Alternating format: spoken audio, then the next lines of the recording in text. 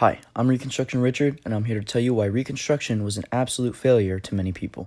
After the Civil War had been more or less settled, after Ulysses S. Grant got Robert E. Lee to surrender at Appomattox Courthouse, everyone was feeling happy. Except for the Confederates, of course, since they had lost the war and would soon have their entire economic foundations and way of life completely ripped from their hands. One particular Confederate sympathizer named John Milkes Booth, or something like that, I'm sorry I'm not the best with names, he was extra upset because he thought President Lincoln was being too loud during a play, so he decided to shut him up.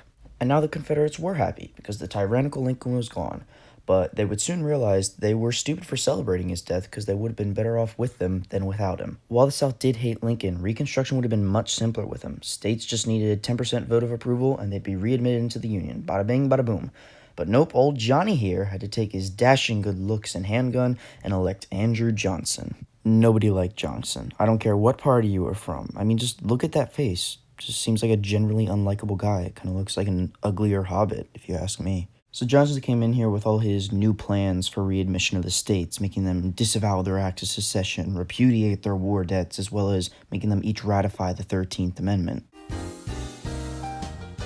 Eventually, the Reconstruction Act would be passed, which would split the South into 5 sections and apply new requirements for readmission, such as making them ratify the 14th Amendment this time. After the 13th Amendment was passed, all the ex-slaves were happy. Yay, so now we're free citizens and can vote and stuff? No, not yet. You're just not slaves anymore. Oh.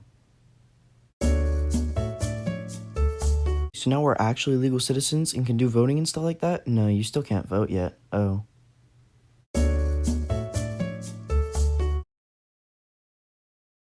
Can I vote now? Yeah, I guess so. Wait, really? Yeah, we can't really stop you anymore, so go ahead. Except they could still stop them, in more ways than one, actually. One was by law, and one was by fear.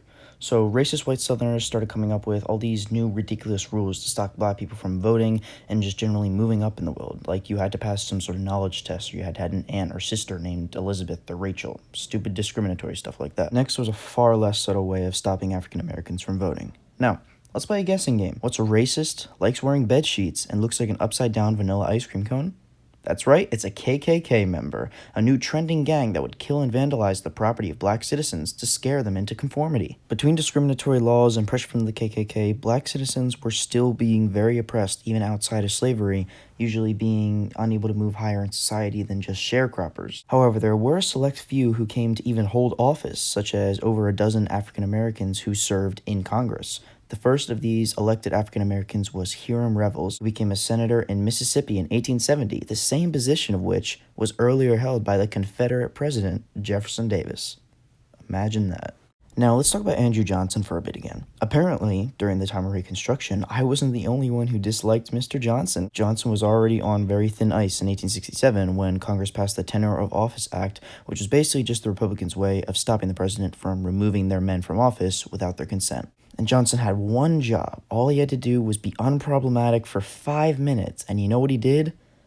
Not that. Johnson decided to remove Edwin M. Stanton from office in 1868, causing the Congress to rightfully grant him the honor of being the first president who was so bad that he had to be impeached. So let's hear it for Reconstruction, everybody. Giving the country lots of dead, angry, or scared African Americans, a nation reunited, but also not really, a new trendy fashion statement, an impeached president, and a dead one. While it is greatly regarded as a failure by many people, Reconstruction did have its positive effects, establishing for the first time a racially mixed democracy, which was huge, giving African Americans the right to freedom and eventually the vote, and allowing the North and the South to come back together, and also making women very angry because it seemed like everybody could vote nowadays except for them.